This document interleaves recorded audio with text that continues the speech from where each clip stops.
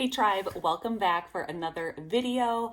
In this video, I am going to be talking about my heart and what I've been wanting to do for a really long time in transitioning my kiddos into a more interest-led, unschooling, child-led learning approach in our homeschool, and I'm excited to share that with you. So for quite a while, if you followed the channel for a while, you know that I use curriculum, that we are year-round homeschoolers. My kids are currently 11, 8, and 7. They've never seen the inside of a classroom. I have read dozens of homeschooling books. I listen to podcasts all the time. I love hearing people's stories and just getting input. I am definitely not a purist in any learning model. I really like to make the education for my kids based on their strengths and weaknesses, and just making it just relationship filled and all sorts of stuff. So since the very beginning of our homeschool journey, I've always wanted, or I've always been intrigued. I've always been intrigued about unschooling. And I think most parents right now that are homeschooling their kids have been public schooled or private schooled. And so we always have this mindset of what education should look like, which after reading so many books and podcasts and talking to so many homeschool families and all these things, I really don't know if being super structured and constantly telling our kids this is what you're going to do at this time or this level or whatever is really beneficial to them in the long run. And so I'm just going to share with you some opinions and thoughts that I'm having on how I want to transition our family into a more unschooled, interest-led, child-led approach in our homeschool. So with that being said, just because you want to do a child-led or an interest-led homeschool approach doesn't mean you don't have to use curriculum at all. And I think people that are really, really novice and just really don't understand the approach fully feel that you just let your kids do whatever you want. You have no control, no boundaries, like nothing. And it's nothing like that. And so being that we're year-round homeschoolers, and really in my homeschool myself that I am teaching, I really focus on reading, writing, and math. I always have. Very rarely do I incorporate other subject matters unless it's obviously something the kids want to learn already. But we do a co-op. I let my kids take tons of classes at our local science museums and things like that. And so I know people learn all the time. And so being that we're going to have a new baby here come November, I really feel like this is an excellent time, and I'm in the right mindset to just start letting go a little bit and trusting that my kids are getting exactly what they need.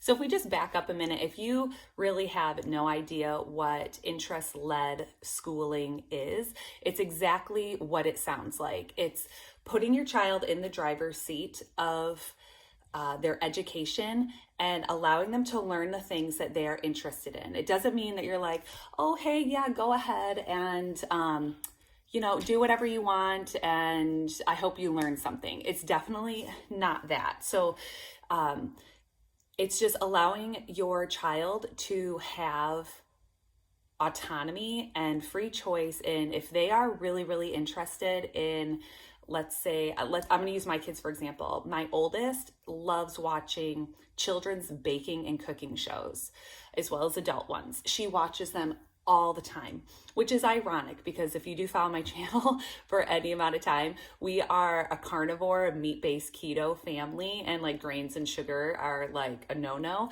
But I'm not going to squash that natural curiosity and excitement that she has for that. So we're just trying to make some adjustments to keep it really more on the healthier side. But by her watching these shows, she is super creative anyway, loves to sit down and draw for hours. She loves to, anything creative. She loves to write stories and anything like that. So this is not a departure from her creative mind. And so we're letting her just, go for it when she wants to. It isn't like, okay, you are really into cooking right now, and so here we are going to make sure that you're cooking every day or you're baking every day. You're trying like new stuff. No, whenever she asks that she wants to bake a cake and do an elaborate decorating of that, I'll say, absolutely, let's do it. Obviously I'll look at my schedule. We'll see see what we got going on for the day, but absolutely. And then when you are doing child-led education, you have to make sure that you are really open to supplying the resources for your kids who need it. And so for her, I went on Amazon and I bought like a $50, I had like over 100 pieces of piping bags and the tips for it and the fondant tools and a plate, a cake spinner thing. And I mean, it had like over 100 pieces for all cake decorating. It was $50, and I got her some like edible glitter and some edible pens and whatever else. Either way, it was less than $75 for just like all the stuff that she needed to get started. And now she's entering a cake that looks like a lamb in our county fair in hopes that she can win blue ribbon. That is child-led learning. It's really hard for parents that are definitely control freaks, which I can definitely be one, to just step back and let them make mistakes and only allow help when they actually want it. And so that is an example of my daughter doing interest-led learning. She's reading recipes, she messes them up. Oh well, she tries again. And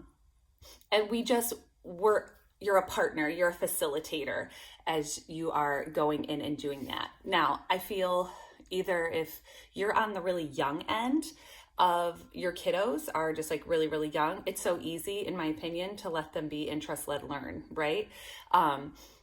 They are playing all the time or whatever, but then you start to worry as they get a little older, like, ooh, like, do they know the things that they need to know? But my husband and I have talked about this quite a bit, and we think about our experience that we've had in our public schooling and what we liked and what we didn't like. And there was more of what we didn't like than what we actually did enjoy. And so, as adults, we're entrepreneurs and we are self-driven individuals, and the things that we've actually needed to know in our lives never, ever, ever came from something we learned in school. And if there was something that we needed to brush up on or needed to know, because we live in the technology era, it is so easy to get information now from the internet, books, whatever. And so I just feel like we are in a really great time to really have all of these resources, whether they're free or paid, to really nurture that child-led, interest-led learning. So here are some reasons why I really want to and will be gradually working myself away from curriculum as my kids get older and into child-led, interest-led learning. So let's talk about it boosts engagement and retention. Think about yourself. And this is where I have to relate things back to myself to be like, is this really true? Or people that I know. When I learn something that I am really, really interested in, I retain it and I am super duper engaged. So if you want your kids to be more engaged and actually retain what you're teaching, they have to have a stake in it. They have to have some skin in the game. And so you can teach, I've said this before in other videos, you can teach anything, or you can teach everything from anything. You can teach everything from anything. So if your child really loves skateboarding, I don't know why I'm using that example, but you're gonna do tons of reading on skateboarding. You're gonna watch videos on skateboarding, reading practice. You can have them, if they're little, I love notebooking, like notebook journaling, got a video on that as well, in a playlist. Check that one out. You could have them write papers on skateboarding, or draw pictures about skateboarding. There's some art too. Narrate about skateboarding.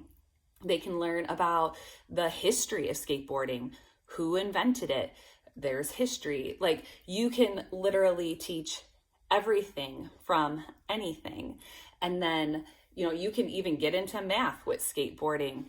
Have them measure it. How long is it? How heavy is it? You're getting into physics and motion and things like that. I mean, everything is really connected.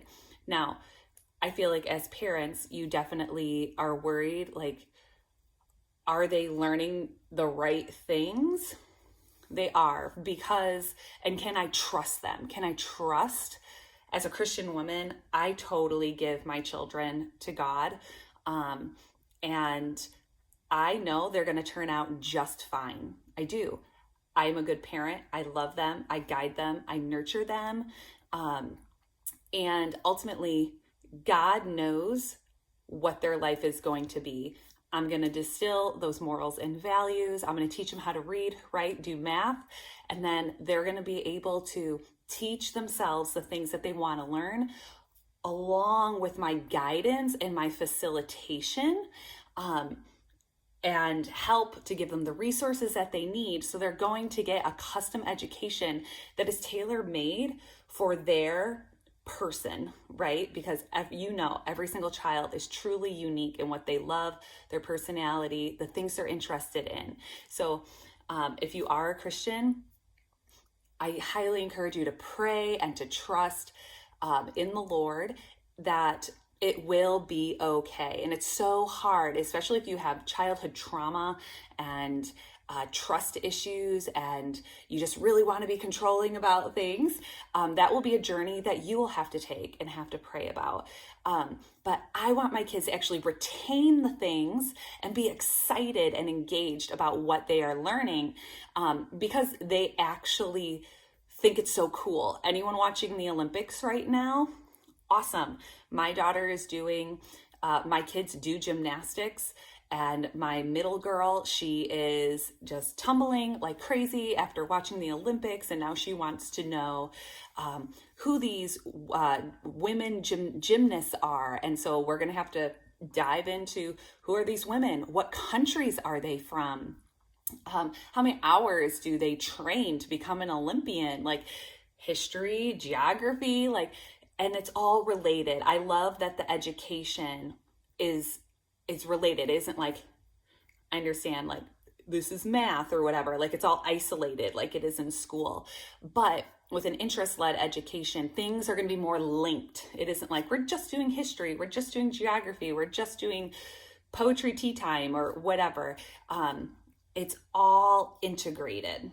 Another thing I love about interest-led, child-led learning, unschooling, whatever you want to call it, is it fosters independence and confidence. So I think as homeschooling parents, we're all like, oh, I would love my kids to be independent learners, to take some of that burden off of me. Of course, right? I feel that once your kids know how to read proficiently, write, and of course, math, because everyone needs to know some math, you can really, really, really let loose in this unschooling arena personally. But even when they're really little, you definitely can't by just reading books and doing all sorts with them. But I'm just saying, fostering independent learners. So when you're allowing a child to learn about the things that they want to learn about, they are going to build confidence because they know so much about a certain subject area. And then they want to share with people about it, grown-ups, friends, whatever, that they know so much about this subject area, and they become experts in that.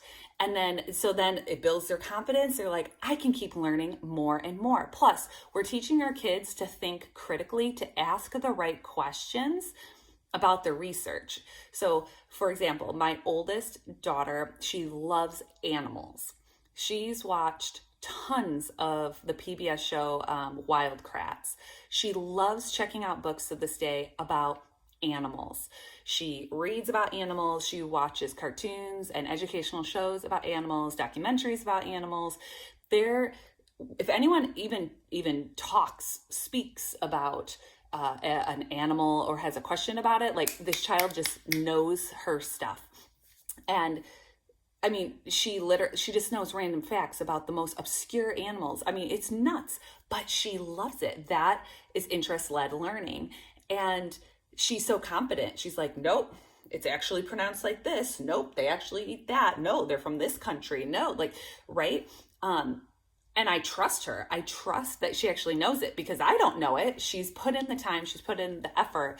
She has the resources available to her to deepen that knowledge. I allow her the freedom to have those resources to deepen her knowledge about it. And she thrives, she retains, she's confident. And ultimately, we want our kids to be able to take the lead in their education, be independent, and to have that intrinsic motivation to keep learning more and keep building. And I feel and it can happen even in homeschooling, when we spoon feed our kids just curriculum all the time, it's just like going to public or private school. You're telling them what to think, you're telling them what to learn, and ultimately it's going to end up where you're graduating these kids that have they really thought, do we all still have, like in public school, speak for myself, we just have surface level knowledge on a bunch of random stuff that I can honestly say I never use or have just completely forgotten? Or did we raise kids that are super curious, that actually know how to research, find out information, get excited about learning, or even just have motivation to just learn anything? So that leads straight into another reason why I love this approach in education. It encourages lifelong learners, which I know as homeschooling parents, that's like the huge goal, right? Lifelong learners.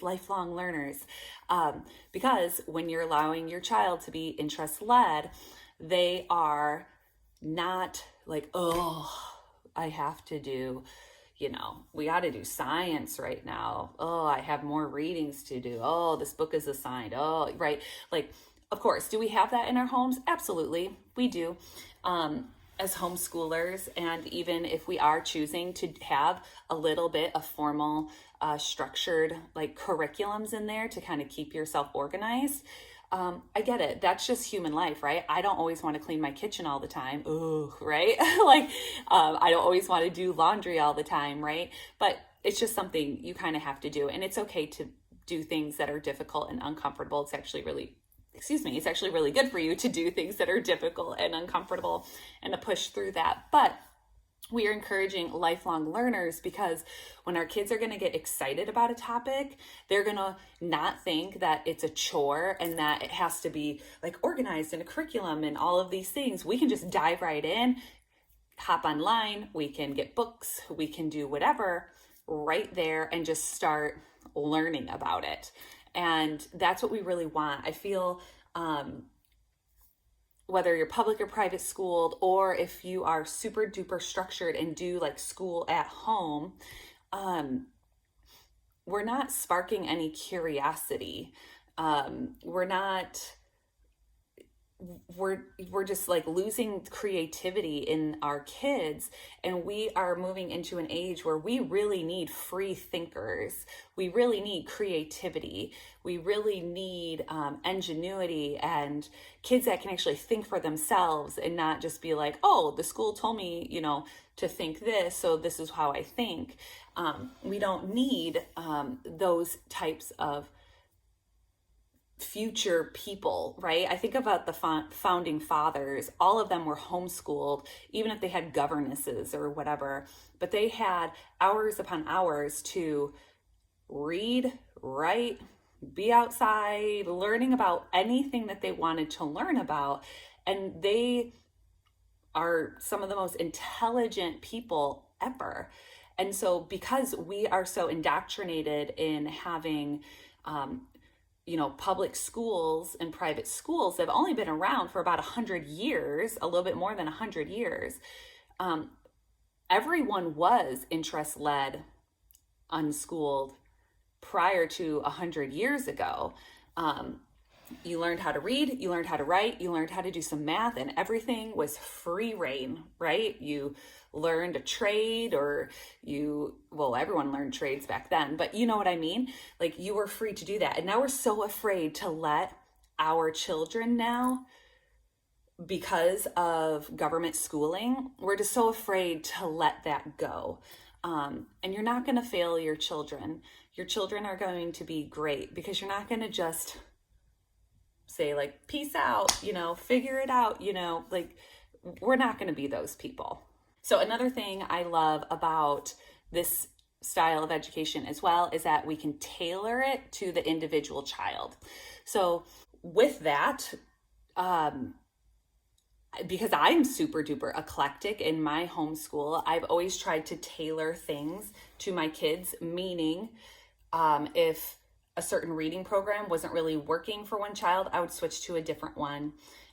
Or if we've all used the same math, it's worked out really well for us. So I haven't had to like switch math programs or anything like that, but I've definitely changed the approach and how I introduce like writing and things like that with each one of my kids, just tweaking things that I've already had to make it more enjoyable for them, to make them feel more encouraged and successful. It also leads into, where am I going with this?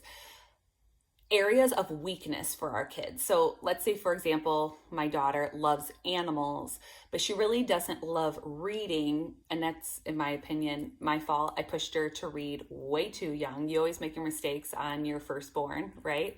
And so I definitely planted a sour seed of reading in her, which was exactly the same exact thing that happened to me in public school. And I did it to my firstborn child, right? Like those generational, like you want to get out of those generational cycles. And so anyway, we're back on animals. My oldest loves animals, but she doesn't love sitting and reading because she doesn't really have the self-confidence. Can she read? Absolutely. She's like light years better with all the practice that we've been doing. But could you say, okay, you really don't like reading very much, but I'm going to sit with you and I'm going to read all these books that you picked out, or we're going to get them in audio and you're going to read, right? Or I'm going to read to you, and following along, you're getting reading practice, even though they're not sitting there struggling with, all the sounds and whatever. So you can still incorporate areas that they may not like because you had them separated out before into subject matters. They may become really enjoyable and they don't even realize that they're doing something that they quote unquote didn't like before, because it's all about their interest. And so I really love that aspect of tailor making it to your child, but also like sneaking in those areas that maybe they struggle with. So if they struggle with handwriting or holding a pencil or something like that, but they love to draw, you can have them draw the animal, and then maybe you write the name of the animal and they trace over it. They're still getting handwriting, they're still getting those motor skills, but then you're also tailoring it to their needs. All right, guys, this video has been long enough. If you enjoyed it and my babbling, give it a thumbs up, share it with a friend, comment below. I love talking to you. Are you moving into unschooling, interest-led, child-led learning? Are you terrified of doing that? Have you been do you swing one way and then swing back another way? Like, we're human. It takes a lot of time to even deschool us as parents. I've been homeschooling since, I always say since my child was born. So I've been homeschooling for 10 years. And kids know how to learn, right? Your kids learned how to walk. They learned how to talk. They learned how to do all of these things without a curriculum. And I'm not saying don't use it. I'm actually, in the next video, I'm going to be sharing with you my process and how I'm going to be limiting down curriculum and moving into our interest-led, child-led learning as our primary mode of homeschooling. So I'll do that in the next video. But if you enjoyed this, give it a thumbs up. I want to hear all of your thoughts. Keep them positive. Ask questions. Don't be, we're all on our own journey. No one needs to be negative. And I am praying for you, and I hope to see you in the next video. Bye-bye.